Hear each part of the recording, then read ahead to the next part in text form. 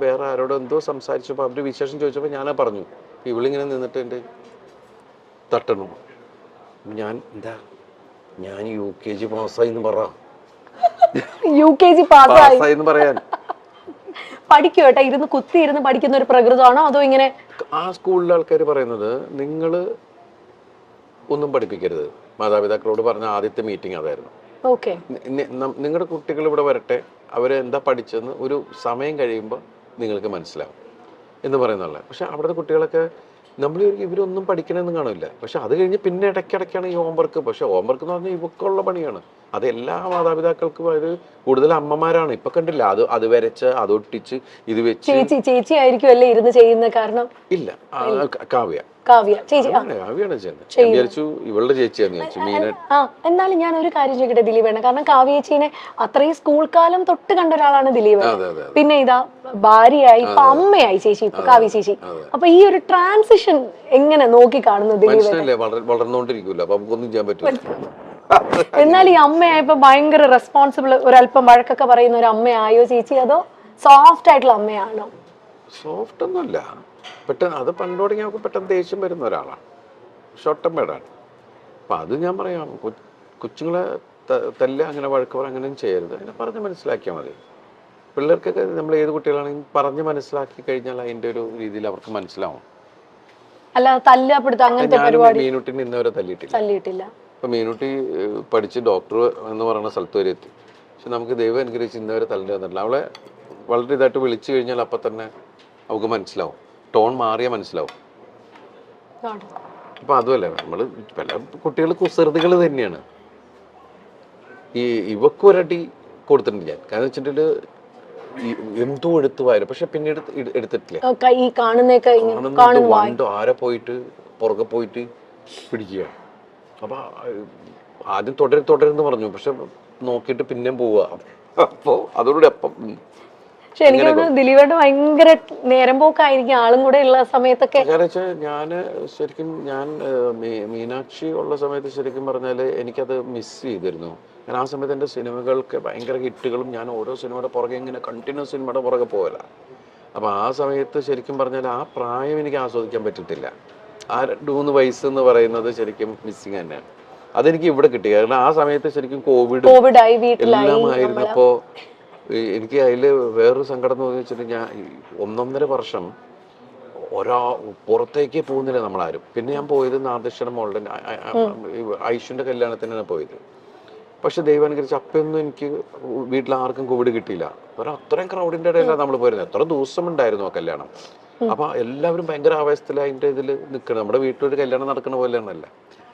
അത് കഴിഞ്ഞ് പിന്നെ വേറൊരു സ്ഥലത്ത് പോയപ്പോ എവിടെയോ ഒരു എന്തിനോ ഫംഗ്ഷന് പോയപ്പോഴാണ് എനിക്ക് കിട്ടിയോ എന്നൊരു സംശയം. ഞാനാണെങ്കിൽ അങ്ങനെ എല്ലാവരെ കുറിച്ച്, കാരണം ഞങ്ങൾ 10-13 പേര് ഒരു വീട്ടിലാണ്.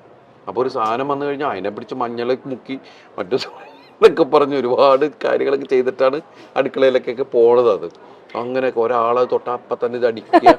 കൊച്ചൊക്കെ ശീലമായി, ജനിച്ചപ്പം തുടങ്ങി ഈ സാധനമൊക്കെ കിട്ടിയിട്ട് അതൊക്കെ ഇങ്ങനെയൊക്കെ ഇത് കാണിക്കുന്നതാണ്. ഇങ്ങനെയായി. അതിനിടയ്ക്ക് ഞാൻ കൊണ്ടുവന്നു ഇത് വീട്ടിൽ കോവിഡ് ഞാൻ കൊണ്ടുവന്നു. അത് ഞാനാണ്. എന്നിട്ട് എല്ലാവരും ചിരി തുടങ്ങി, ഭയങ്കര സൂക്ഷ്മമായിട്ട് നോക്കിയിട്ട് ഞാൻ കൊണ്ടുവന്നു എന്ന് പറയുന്നത്. എനിക്കാണെങ്കിൽ മറ്റത് പറഞ്ഞ മാതിരി ഐഡിയ എൻ്റെ പോയി എന്ന് പറഞ്ഞുകൊണ്ട് നമ്മള് അലൻസിയറായിട്ടല്ലേ പറഞ്ഞു എന്ന് പറഞ്ഞ പോലെ നമ്മളിങ്ങനെ ഒന്നും മിണ്ടാൻ പറ്റാണ്ട് എല്ലാവരും ചിരിക്കുമ്പോ എന്താടാ ഉള്ള സംഭവം. അങ്ങനെ ഞങ്ങൾ 3 പേര് മാത്രമേ. അപ്പൊ ഈ ചെറുതും പെട്ടു, ചെറുതിനും പിടിച്ചു. അപ്പൊ പാവം 21 ദിവസം ഞങ്ങളുടെ മുറിക്കകത്താ, ഒരു മുറിക്കകത്ത്. അപ്പൊ 21 ദിവസം ഇരുന്നിട്ടാണ് പോയത്. അന്നൊക്കെ 21 ദിവസം ക്വാറന്റൈൻ ആയിരുന്നു അല്ലേ ഏട്ടാ? ശരിക്കും നമ്മളെന്താ വെച്ചാൽ അമ്മയുണ്ട്, താഴെ അമ്മയുണ്ട്. അപ്പൊ അതുകൊണ്ട് അമ്മയ്ക്കൊരു കുഴപ്പം, അമ്മയ്ക്ക് പ്രായമുള്ളതല്ലേ, എന്തെങ്കിലും പറ്റിക്കഴിഞ്ഞാലൊന്നും ഉള്ള ഇതിനകത്ത് നമ്മൾ അവിടെ തന്നെ ഇങ്ങനെ ഇരുന്ന് ഇതാക്കി ആയിരുന്നു. അപ്പൊ ആ സമയത്തൊക്കെ നമ്മൾ ഇവരിങ്ങനെ വാച്ച് ചെയ്തോണ്ടിരിക്കലും ഒക്കെ ഉണ്ടല്ലോ. അപ്പൊ ഏതാണ്ട് 2 ആ സമയത്താണ്. അതുകൊണ്ട് വെച്ചാൽ എല്ലാവരും വീട്ടിലുള്ളതുകൊണ്ട് പെട്ടെന്ന് മലയാളം സംസാരിക്കാൻ.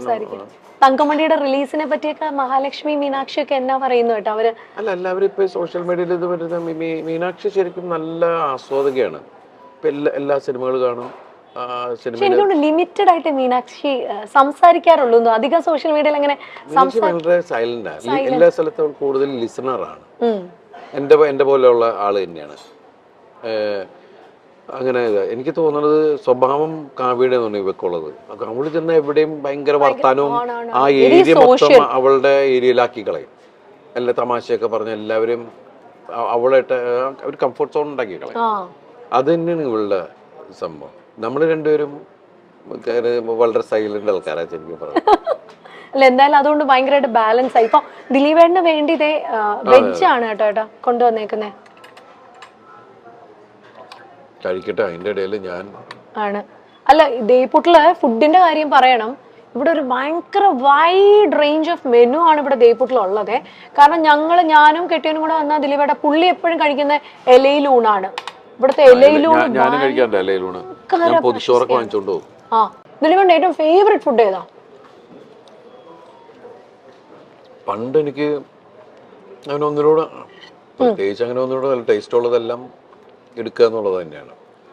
പിന്നെ എനിക്ക് ഇവിടെ ഈ പുട്ടുകട തുടങ്ങിയ സമയത്ത് ഞാൻ ഏറ്റവും കൂടുതൽ ഞാൻ ഇവിടെ വരുമ്പോൾ കഴിച്ചിരുന്നത് പുട്ടും മാമ്പഴമാണ്.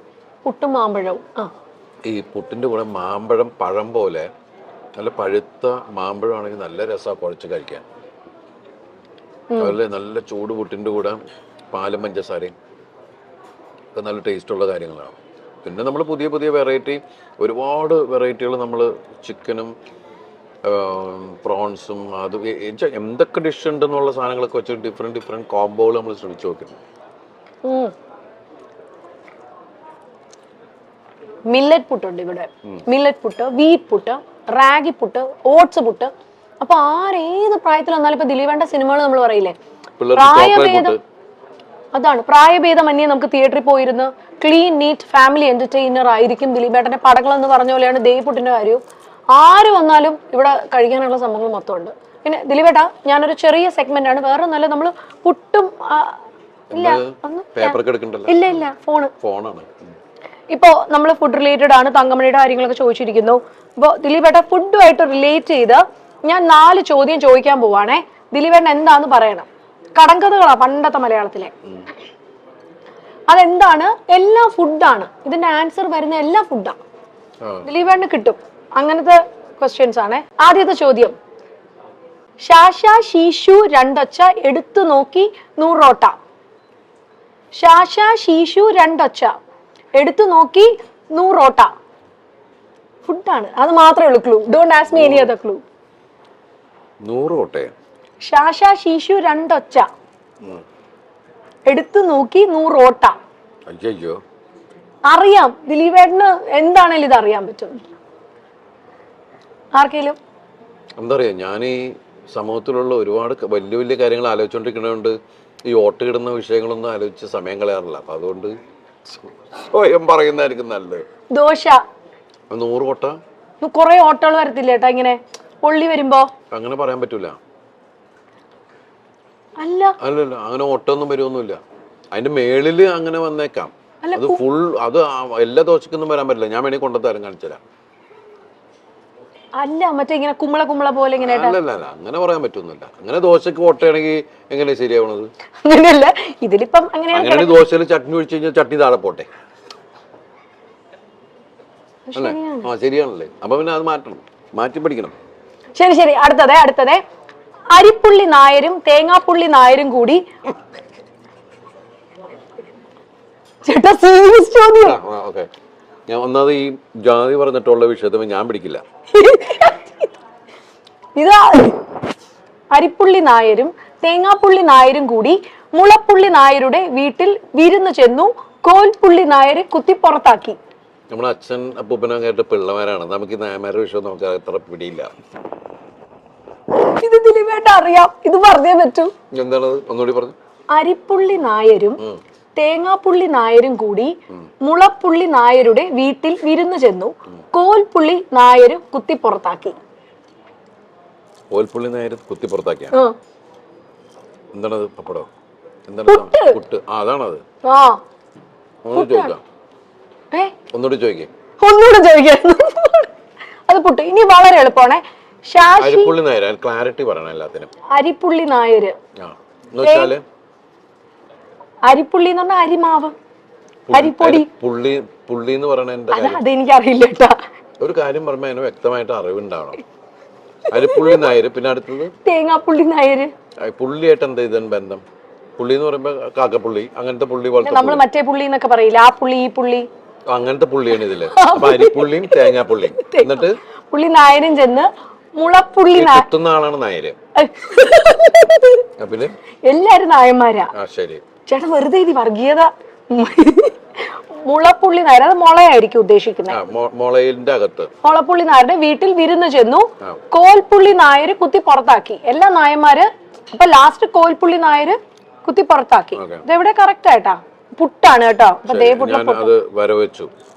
ഞാനത് പുതിയൊരു ഐറ്റം പഠിച്ചു. ആ പുതിയൊരു കാര്യം പഠിച്ചു. ഇനി അടുത്തതാണ് കേട്ടോ. ഇത് ഭയങ്കര എളുപ്പമാണ്. പറഞ്ഞു തന്നിട്ട് ചോദ്യം ചോദിച്ചാ പോരെ? ഇത് എളുപ്പമുള്ള ചോദ്യമാണ്. ശാശി ശുമ്മ കെട ശപ്പൻ നായരുടെ മേലെ ചോദിക്കുന്നില്ലെങ്കിൽ ചിലപ്പോ ദിലീപേട്ടനെ കൊല്ലും. ശാശി ശുമ്മ കെട ശപ്പൻ നായരുടെ മേലെ കെട. ഇത് പണ്ടേട്ടാ, ഇപ്പൊ 1986 നമ്മുടെ തങ്കമണിയുടെ കാര്യം പറഞ്ഞ പോലെ പണ്ട് നമുക്ക് വംശനാശം വന്ന. എനിക്ക് അത്ര ഏജ് ഇല്ല, അതുകൊണ്ട് എനിക്ക് പിടികിട്ടണല്ലോ ഇതെന്താന്ന്. കാരണം ആ സമയത്ത് ഉണ്ടായിരുന്ന ആൾക്ക് പെട്ടെന്ന് പറയാൻ പറ്റും. ഇത് വേറൊന്നല്ല കേട്ടോ. അതിന്റെ ശപ്പൻ നായരുടെ മേലെ കെടാന്ന് പറയുമ്പോ നമ്മുടെ കടുക് താളിച്ച് ഒഴിക്കുന്നതിനെ പണ്ട് പറഞ്ഞുകൊണ്ടിരുന്ന ഇങ്ങനെയുള്ള കൂറ പേരുകൾ. ഇനി ഒരെണ്ണം കൂടെ ഉള്ളേ. ഇത് ശാശി ശുമ്മ കെട.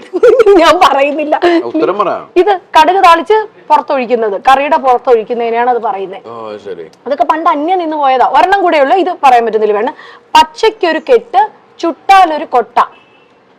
പച്ചയ്ക്കൊരു കെട്ട് പപ്പടം. കറക്റ്റ്. ഇത്രേ ഉള്ളൂ. ഇതിൽ വേണ്ട അറിയൊക്കെ ചെയ്യാം കേട്ടോ. ചുമ്മാ ഞാൻ അറിഞ്ഞത് പെട്ടെന്ന് പറഞ്ഞ പിന്നെ കാര്യമില്ലല്ലോ നിങ്ങൾക്ക്.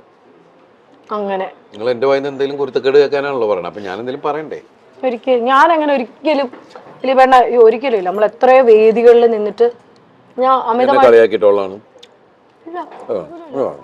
പിന്നെ ഞെട്ടിപ്പോയി. ഞങ്ങളൊരു സ്റ്റേജിൽ ദിലീപേണ്ണ എൻട്രിക്ക് ഭയങ്കര റേറ്റിംഗ് കിട്ടിയ ഒരു ഇവന്റ് കൂടിയായിരുന്നു ഞങ്ങളുടെ. മാമാങ്കം എന്ന് പറഞ്ഞ മറ്റേ നമ്മുടെ മിമിക്രി ആർട്ടിസ്റ്റ് അസോസിയേഷന്റെ ഒരു ഇവന്റ്. ദിലീപേട്ടൻ ഡാൻസ് കളിച്ചോണ്ടാ വന്നത്. ഞാൻ ഞെട്ടിപ്പോയി. കാരണം നമ്മളൊന്നും പ്ലാൻ ഒന്നും ചെയ്തിട്ടുണ്ടായിരുന്നില്ല. എന്ത് അസാധ്യമായിട്ടാണ് ഡാൻസ് ചെയ്തത്. ശരിക്കും പറഞ്ഞ ഡാൻസ് ക്ലാസ്സിൽ എവിടെയെങ്കിലും ദിലീപേട്ടൻ പോയി പുറത്ത് പോയി ഓസ്ട്രിയ, ഇംഗ്ലണ്ട് എവിടെയെങ്കിലും പോയി ഡാൻസ് പഠനം നടത്തിയിട്ടുണ്ടോ? ഒരു സ്ഥലത്തും പോയിട്ടില്ല. ഒന്നും പോയിട്ടില്ല. അങ്ങനെ പോയിട്ടുണ്ടെങ്കിൽ ഈ ക്ലാസ്സിൽ നിന്ന് തന്നെ പുറത്താക്കിയിട്ടുണ്ടാവും.